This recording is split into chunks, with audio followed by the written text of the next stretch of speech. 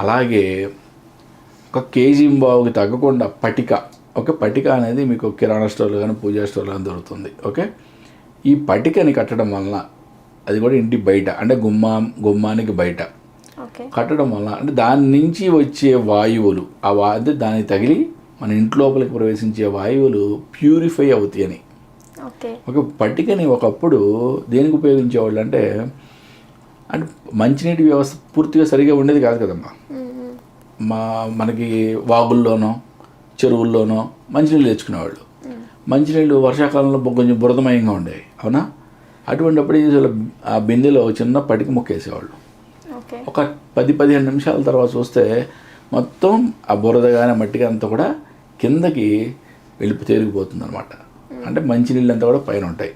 అంటే పటికని వాటర్ ప్యూరిఫికేషన్కి చాలా అద్భుతంగా వాడతారు. అలాగే వాయువుని కూడా, ఎయిర్ని కూడా చాలా ప్యూరిఫై చేస్తుంది.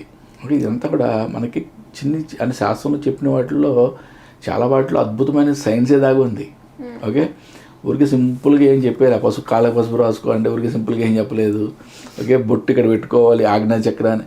బొట్టు పెట్టుకోవడం అంటే ఇట్లా పెట్టుకొని జస్ట్ ఇట్లా టచ్ చేస్తాం, అట్లా కాదు. పెట్టుకొని మనం ఆ నుదుటిని ఇట్లా గట్టిగా అంటాం. అంటే ఏంటంటే ఆజ్ఞా చక్రాన్ని యాక్టివేట్ చేయటం, ఆ గ్లాండ్ని, దానికి సంబంధించిన గ్లాండ్ని మనం యాక్టివేట్ చేయటం. ఇవన్నీ ప్రతిదానికి ఒక సైంటిఫిక్ రీజనింగ్ ఉంటుంది. అలాగే ఈ పటికని మనం కట్టడం వలన దాని నుంచి తగిలి మనకి వచ్చే ఇంట్లోకి వచ్చే వాయువులు మనకి ఒక పాజిటివ్ వైబ్స్ని తీసుకురావడం, ఆరోగ్యాన్ని కలిగించడం చేస్తాయి అని చెప్పచ్చు.